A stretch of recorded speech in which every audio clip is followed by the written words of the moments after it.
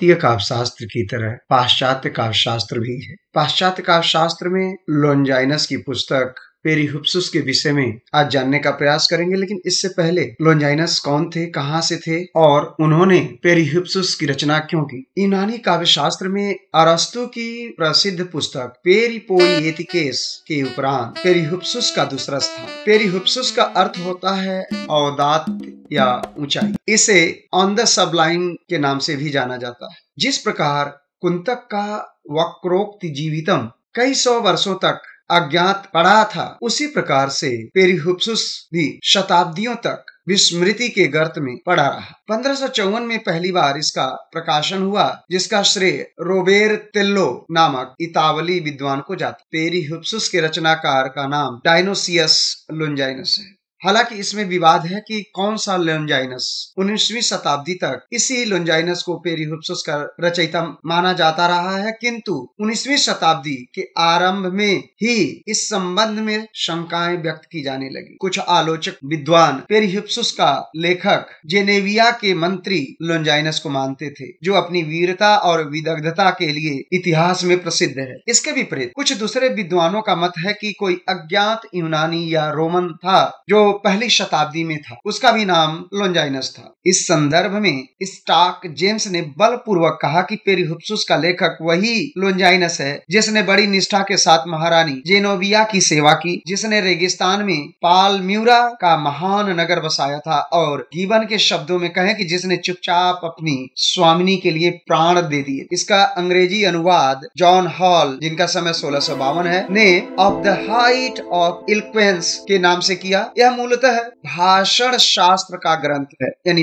पेरिहुप्सुस भाषण शास्त्र का ग्रंथ। हॉल का दिया नाम ऑफ द हाइट ऑफ इलोक्वेंस, जिसे वाग्मिता का प्रकर्ष कहा गया है, जो यूनानी भाषा के या नाम के अधिक निकट है। सेंट्सबरी ने कहा कि यह नाम न तो सुंदर है न सुप्रयोज, जो सबलाइम में पाई जाती है। सबलाइम को व्यापक अर्थ में ग्रहण किया गया, जिससे उल्लास उत्पन्न होता है। जो कठिनाई सबलाइम में है वही उदात्त में भी है। फिर भी उदात्त में हुप्सुस की उच्चता, उत्कर्ष की द्योतकता विद्यमान है। पेरिहुप्सुस मूलतः 60 पेज की लघु कृति है, जिसमें 44 अध्याय है। इसका 1/3 भाग लुप्त है। आलोचकों ने कहा कि मनुष्यों की तरह कृतियों के भी भाग्य सोते जागते रहते हैं। 1500 वर्षों तक इसका कहीं अता पता नहीं था। 16वीं शताब्दी से पहले इसकी कहीं चर्चा नहीं मिलती। सेंट्सबरी के शब्दों में लोनजाइनस तीक्ष्ण साहित्यिक प्रतिभा से संपन्न लेखक है और पेरिहुप्सुस एक विस्मयकारी कृति है। लोनजाइनस ऐसे व्यक्ति हैं जिनके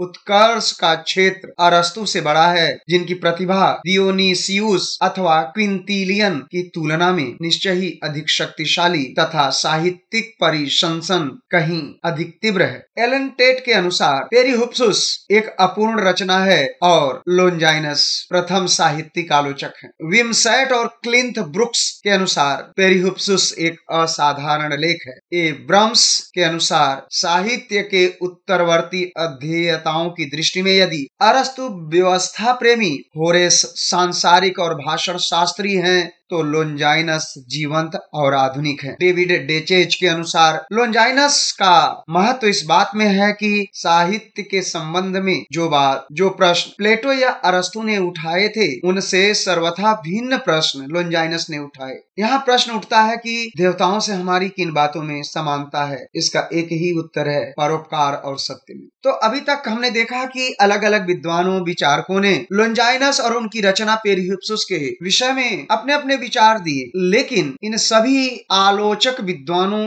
का एक ही मत है कि उदात्त वाग्मिता का प्रकर्ष है, उदात्त ऊंचाई है। पेरिहुप्सुस में उत्तम पुरुष का प्रयोग हुआ है। लोनजाइनस उदात्त की परिभाषा देते हुए कहते हैं कि उदात्त अभिव्यंजना का अनिवार्चनीय प्रकर्ष और वैशिष्ट्य है। यही वह साधन है जिसकी सहायता से महान कवियों और इतिहासकारों ने ख्याति और अनिश्वर कीर्ति अर्जित की है। उदात्त का प्रभाव श्रोताओं के अनुनय में नहीं, सम्मोहन में होता है। वह बिजली की कौंध की तरह सही समय पर उदात्त की एक कौंध पूरे विषय को उद्भाषित कर देती है। लोनजाइनस ने जो परिभाषा दी है उनमें से कुछ बिंदु निकल करके आते हैं कि उदात्त क्या है। उदात्त अभिव्यंजना का प्रकर्ष और वैशिष्ट्य है। उदात्त का कार्य अनुनयन नहीं, सम्मोहन है। उदात्त यदा कदा नहीं बल्कि सदा सबको सम्मोहित करता है और संपूर्णता में सम्मोहित करता है। उदात्त सर्जनात्मकता या रचनात्मक कौशल से भिन्न तत्व है। उसका प्रभाव क्रमिक नहीं आकस्मिक होता है और उसके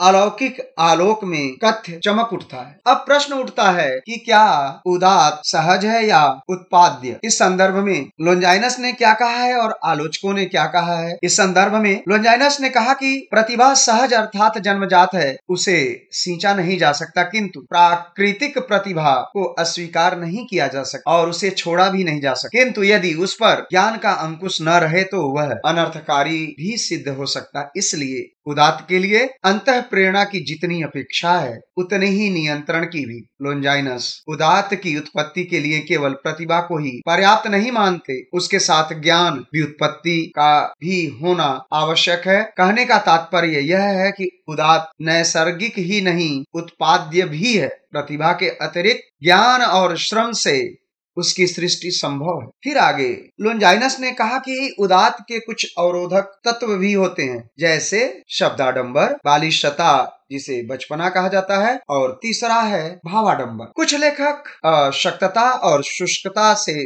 बचने के लिए शब्दाडंबर के शिकार हो जाते हैं, जैसे शरीर में सूजन हो जाने पर जलोदर रोगी से बड़ा शुष्क कुछ भी नहीं। शब्दाडंबर उदात्त की अतिक्रमण की इच्छा से उत्पन्न होता है और वह अतिक्रमण के बदले उसके प्रभाव को नष्ट कर देता है। बालिशता यह निर्बल और संकीर्ण बुद्धि से उत्पन्न होती है। यह हेय मानी जाती है जब लेखक रचना को असाधारण या आकर्षक या भड़कदार बनाना चाहता है, तब उसे सिर्फ उसके हाथ प्रदर्शन प्रियता ही लगती। और तीसरा बिंदु है भावाडंबर, मिथ्या भाव, अर्थात जहाँ भाव की आवश्यकता नहीं है या जहाँ भाव के बदले संयम की आवश्यकता है, जहाँ लेखक भाव की अमर्यादित अभिव्यक्ति में प्रवृत्त हो जाता है। अस्थानस्य अनापेक्षित और अनुचित भावातिरेक भावाडंबर के तहत माना जाता है। ये तीनों दोष उदात्त के अवरोधक तत्व हैं। इन सभी दोषों का कारण एक ही है और वह है नवीनता का आग्रह, जिससे आज के लेखक ग्रस्त हैं। सच तो यह भी है कि हमारे दोषों के स्रोत भी वे ही हैं जो गुणों के हैं। यदि सुंदर शैली, भव्य कल्पना और प्रसन्न पद योजना प्रभावी रचना के उपादान और सफलता के आधार हैं, तो विफलता के भी आधार ये ही हैं। औचित्य और मर्यादा के निर्वाह से जहाँ ये रचना को सफल बनाते हैं, वहाँ अनौचित्य या अमर्यादा से विफल भी। अब प्रश्न उठता है कि किसी रचना में उदात्त की पहचान कैसे की जाए। धन संपदा, सम्मान, यश, प्रभुत्व जो बाहरी तड़क भड़क है, बुद्धिमान उससे प्रभावित नहीं होता, वह अंदर की खोखलापन को जानता है। उसी प्रकार हमें यह देखना चाहिए कि कोई काव्य अलंकार के अतिशय प्रयोग से भव्य तो नहीं लग रहा है, जिन्हें हटा देने पर वह अरमणीय लगेगा, प्रशंसनीय के बदले निंदनीय लगेगा। इस संदर्भ में लोंजाइनस कहते हैं कि वास्तविक उदात्त में कुछ ऐसी अंतर्निहित शक्ति होती है कि वह हमारी आत्मा को ऊपर उठा देता है और हमें ऐसे आनंद से भर देता है कि लगता है कि मानो हम जो सुन रहे हैं उसके सृष्टा हम स्वयं हैं। लोंजाइनस कहते हैं कि कोई रचना तभी महान होती है जब वह बार बार परीक्षण से भी फीकी न पड़ती हो, जब उसके प्रभाव को रोकना संभव नहीं होता हो और जब स्मृति में वह अटल और अमिट रूप में अंकित हो जाती है। सामान्यतः उदात्त अपने पूरे सौंदर्य के साथ उन्हीं रचनाओं में रहता है जो सभी मनुष्यों को सदा आनंद देती। विभिन्न व्यवसायों, जीवन पद्धतियों, आकांक्षाओं, रूढ़ियों और उम्रों तथा भाषाओं के लोगों का एक रचना के संदर्भ में एक मत उस महनीय वस्तु में हमारी आस्था को दृढ़ और अविचल बनाता है। अब प्रश्न है कि उदात्त के कौन से स्रोत हैं। तो लोंजाइनस ने कहा कि उदात्त के 5 स्रोत हैं। पहला है महान विचारों की उद्भावना की क्षमता, दूसरा प्रबल तथा अंतः प्रेरित भाव, तीसरा है अलंकारों जैसे विचारालंकार और शब्दालंकार का समुचित प्रयोग, चौथा है भव्य पद योजना, शब्द चयन, बिंब विधान तथा शैलीगत परिष्कार, और पांचवा है रचना की गरिमा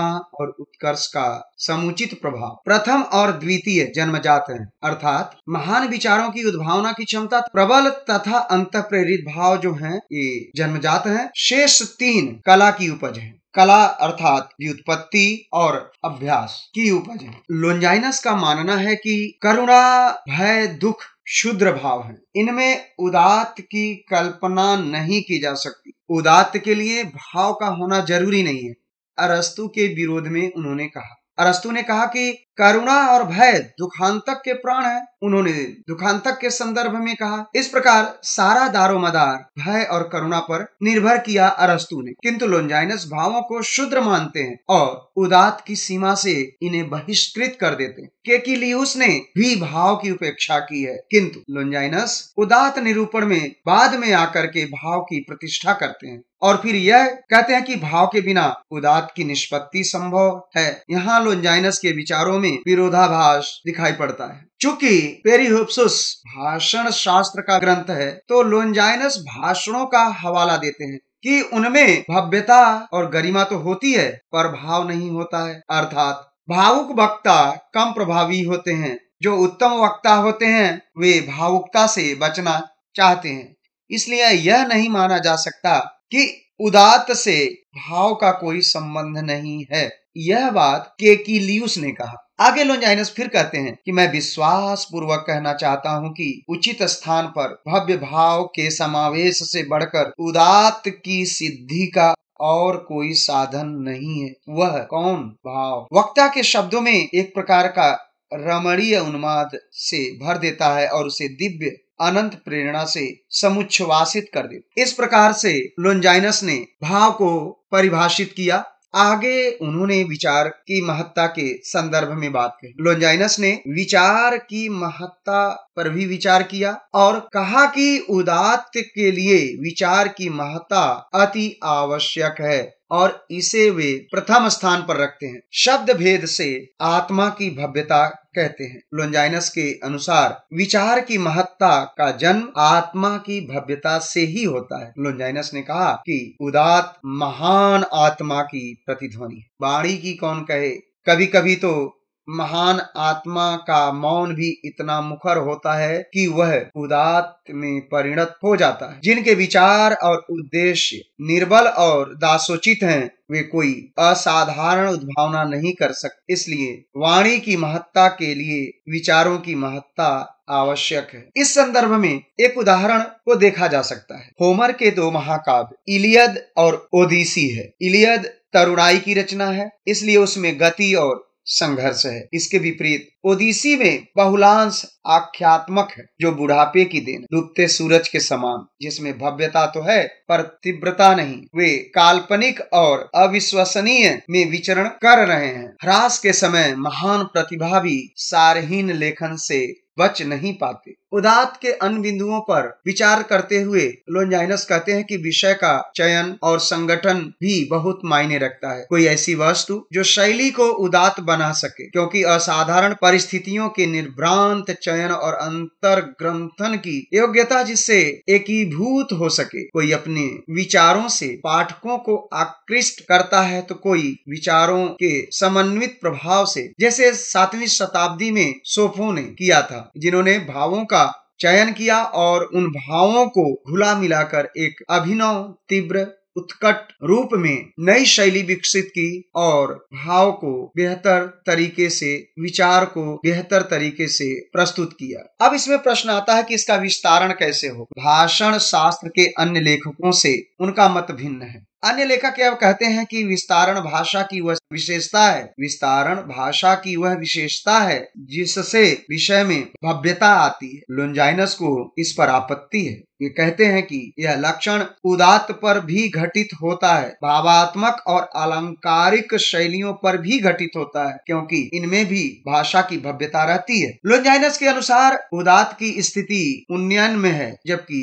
विस्तारण की मात्रा में, यानी जब विस्तार होता है वो मात्रा के रूप में, कितनी मात्रा में उसका विस्तार हुआ है। इस प्रकार उदात्त एक विचार में निहित रहता है। ये जरूरी नहीं है कि पूरे ग्रंथ में सब जगह फैला हो, वो एक विचार में हो सकता है, एक पंक्ति में हो सकता है, एक वाक्य में हो सकता है, जबकि विस्तारण सदा मात्रा का सहयात्री है और उसमें अल्पाधिक निरर्थकता भी रहती है। इसी को थोड़ा आगे बढ़ाते हुए डेमोस्थेनेस इतिहास प्रसिद्ध यूनानी वक्ता है और सिसेरो प्रख्यात रोमी वक्ता की तुलना करते हैं लोंजाइनस। डेमोस्थेनेस का उदात्त परुष है तो सिसेरो का विस्तृत। डेमोस्थेनेस अपनी शक्ति, गति, वेग और तीव्रता से सामने जो कुछ पड़ता है उसे या तो जला देते हैं या उड़ा देते हैं, इसलिए हम उनकी तुलना वज्रपात या वात्या चक्र से कर सकते। इसके विपरीत सिसेरो प्रसरणशील ज्वालमान के समान है, जो पास और दूर की प्रत्येक वस्तु को अपनी लपट से भस्म कर देते हैं। उनमें स्थिर और व्यापक ज्वाला है जो इधर उधर जहां चाहे मुड़कर अपना ईंधन प्राप्त करती है। डेमोस्थेनेस जब श्रोताओं को मंत्र मुग्ध करना चाहते हैं तो उनका ओज तीव्र और उद्दाम भाव में प्रकट होता है, जबकि सिसेरो का प्रसरण वहां देखने को मिलता है जहां वे अपनी वाग्मिता के प्रवाह में श्रोताओं को बहा ले जाना चाहते हैं। आगे चलकर लोंजाइनस ने कुछ तुलनात्मक विचार प्रस्तुत किए। उदात्त और अनुकरण का क्या संबंध है? अपने पूर्ववर्ती महान कवियों और लेखकों का अनुसरण तथा स्पर्धा मन में दृढ़ता पूर्वक याद रखना चाहिए, क्योंकि उनके लेखन दूसरों से प्रेरणा ग्रहण करते। प्राचीन प्रतिभाओं से एक प्रकार की ज्योति प्रवाह निकलकर स्पर्धालुओं की आत्मा में प्रवेश कर जाता है तथा जिनमें अंतः प्रेरणा का अभाव सा रहता है उनमें भी पूर्वजों की भव्यता की दिव्य शक्ति भरकर उन्हें आविष्ट बना देता है। प्लेटो ने प्राणपण से होमर से स्पर्धा न की होती तो उनके दार्शनिक सिद्धांतों में विकास की जो मनोहारी छटा दिखती है वह न दिखती, और न उनका विषय काव्यात्मक होता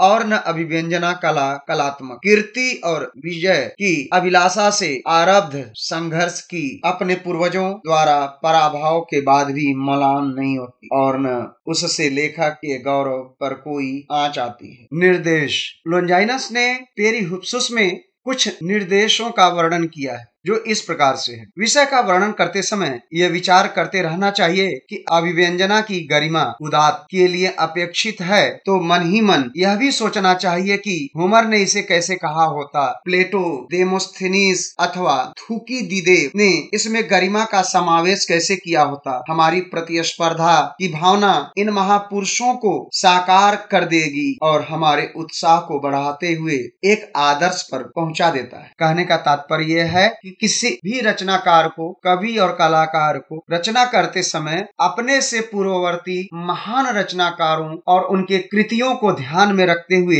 रचना करनी चाहिए और यह महसूस करना चाहिए इसी विषय पर यदि वे कुछ लिख रहे हैं तो वो कैसे लिख रहे होते। लोंजाइनस कहते हैं कि अपने आप से पूछें कि होमर या डेमोस्थेनेस यहाँ उपस्थित होते तो हमारी युक्ति सुनकर वे क्या कहते या हमारी उक्ति से प्रभावित होते। सचमुच यह परीक्षा बड़ी कठिन होती और फिर ऐसे लेखकों को भावी युग में कैसे ग्रहण करेंगे। इन सब बातों पर विचार किया। फिर उन्होंने बिंब और कल्पना आदि विषयों की गरिमा, भव्यता, विस्तारण को बड़े व्यापक पैमाने पर परिभाषित किया है। लोंजाइनस ने बहुत दूर तक गरिमा, भव्यता, अनुनयन की उपस्थिति बिंबों में होती है। लोंजाइनस ने कहा कि जो गरिमा है, भव्यता है, अनुनयन है वह बिंबों में होती, क्योंकि वाणी स्फुरित होती है और वस्तु प्रत्यक्षवत प्रतीत होती है। बिंब का जो प्रयोजन कवि के लिए होता है वही वक्ता के लिए नहीं होता है। बिंब के द्वारा कवि भावों को उद्दीप्त करता है और वक्ता वर्णन से सजीव बनाता है, जबकि दोनों का लक्ष्य भाव के उद्दीपन के लिए हो। स्कुलेस,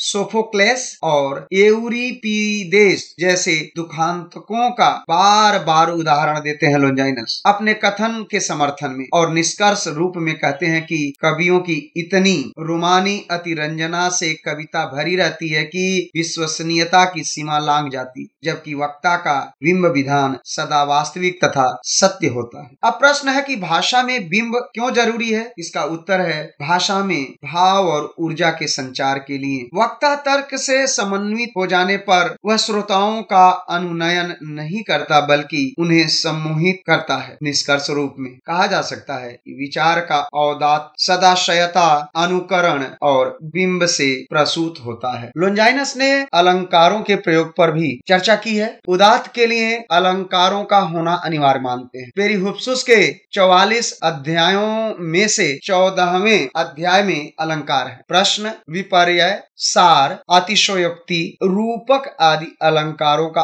उदाहरण देकर लोंजाइनस यह बताते हैं कि उदात्त की निष्पत्ति में अलंकारों का क्या योगदान है। नंबर 1, अलंकारों का समुचित प्रयोग औदात्य के प्रभाव में चार चांद लगा देते हैं। नंबर 2, अंतर्निहित चारुत्व के कारण, यानी उस वस्तु में, उस वाक्य में विद्यमान जो सुंदरता है, अंतर्निहित चारुत्व के कारण अलंकार उदात्त को पुष्ट करते हैं और स्वयं भी पुष्ट होते रहते हैं। तीसरा पॉइंट है, अलंकार के अतिरेक से मिथ्या भाव उत्पन्न होने लगता है कि कहीं लेखक किसी त्रुटि को अलंकार के माध्यम से छुपाना तो नहीं चाहता। अतः अलंकार तभी प्रभावी होंगे जब यह न पता चल सके कि किसी अलंकार का प्रयोग हुआ है या नहीं। संतुलन से उदात्त और भाव की अभिव्यंजना को सबल बनाया जा सकता है। उदात्त विचार और मार्मिक भाव हमारे हृदय के समीप होते हैं और अलंकारों की अपेक्षा जल्दी ध्यान आकृष्ट करते हैं। भाव भी वही चमत्कारी होते हैं जो पूर्व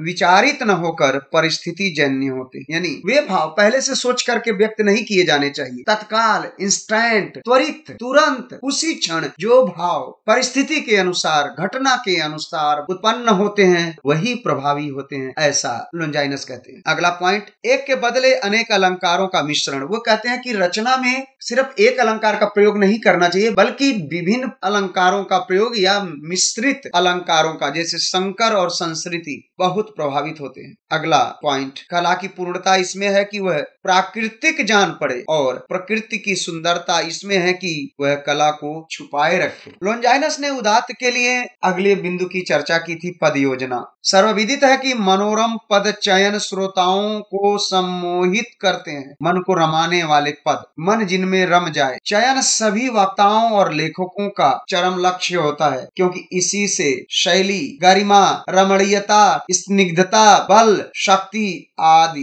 अन्य अपेक्षित गुण आते हैं। ललित शब्दावली की जगह सहज शब्दावली अत्यधिक अभिव्यंजक होती है। दैनिक जीवन में प्रयोग से तुरंत पहचान में आ जाती है और जानी पहचानी चीज अधिक विश्वसनीय होती है। विलियम वर्ड्सवर्थ भी इसी को मान्यता देते हैं या काव्य में स्थान देते हैं। अरस्तु 2 या 2 से अधिक 3 रूपकों का प्रयोग पर सहमति देते हैं, किंतु लोंजाइनस की इसमें असहमति है और वे कहते हैं संख्या बंधन अनावश्यक। प्रकरण के अनुसार रूपकों की संख्या कुछ भी हो सकती है, ऐसा लोंजाइनस कहते हैं, जबकि अरस्तु कहते हैं कि प्रकरण के अनुसार 2 या 2 से अधिक ही रूपक, अधिकतम 3 रूपक का ही प्रयोग किया जा सकता या करना चाहिए। आगे लोंजाइनस कहते हैं कि जब भाव निर्भर वेग की तरह फूटते हैं तो अपने साथ रूपक के समूह को बहा ले जाते। तुलसीदास के रूपक इसके प्रमाण हैं। रूपकों का अंबार लग जाता है। आनंदवर्धन इस भिन्न निवेशी कवि के सम्मुख अलंकार अहमहमिका के साथ यह कहते हुए पहले मेरा प्रयोग कीजिए, पहले मेरा प्रयोग कीजिए, खड़े हो जाते हैं। अब अगला बिंदु है सदोष, उदात्तता और अदोष मध्यमता। प्रश्न है, सदोष, उदात्तता और अदोष मध्यमता में कौन श्रेष्ठ है? अगला प्रश्न है, गुणों की अधिक संख्या कितनी होनी चाहिए? इसका उत्तर लोंजाइनस देते हैं, उत्तम प्रतिभा सर्वथा दोष रहित नहीं हो सकती क्योंकि पूर्ण शुद्धता का प्रयास तुच्छता में परिणत होता है। जैसे धनवान का धन, उसी प्रकार प्रतिभाशाली भी एक एक दोष के प्रति खोज खबर नहीं रख सकता। दोषों की याद तो अमिट होती है किंतु गुणों की याद तुरंत मिट जाती है। अतिशयोक्ति से बचना चाहिए। लोंजाइनस इसकी बार बार चिंता करते हैं। रचना की गरिमा, उचित क्रम में शब्दों का विन्यास, इसका निरूपण नहीं किया। लोंजाइनस कहते हैं कि पद अच्छे से अच्छे हो पर उनका विन्यास ठीक न हो तो उनसे सौंदर्य व्यक्त नहीं हो सकता। इसलिए पद चयन से कम महत्व पद विन्यास का नहीं है। पुनः लोंजाइनस आगे कहते हैं कि उदात्त के निर्माण में घटक तत्वों के समुचित संयोजन की वही भूमिका है जो शरीर के संदर्भ में अवयवों की भारतीय काव्य शास्त्र में पद विन्यास की उपमा अंग विन्यास। प्रतिभा के अभाव में भी अध्ययन और अभ्यास से उदात्त की उपलब्धि संभव है। दंडी जो 7वीं शताब्दी में हुए थे, वे कहते हैं कि प्रतिभा के अभाव में व्युत्पत्ति और अभ्यास से काव्य संभव है। खंडित अथवा उच्चावच लय से उदात्त आहत होता है। इसी प्रकार लय का अतिरेक भी उदात्त के लिए बाधक है। उससे शब्दों का भाव संप्रेषित नहीं होता, केवल लय की गूंज संप्रेषित होती है। कुत्सित और जुगुप्सित शब्दों से बचना चाहिए। और उन्होंने कहा कि लय की स्थिति पद्य में ही नहीं गद्य में भी होती है। लय का अभाव, लय का अतिरेक दोनों अवांछनीय है। पेरिहुप्सुस पत्र के रूप में पोस्तुमियुस तेरेंतियानुस नामक एक रोमी युवक को संबोधित है, जो लोंजाइनस का शिष्य या मित्र हो सकता है।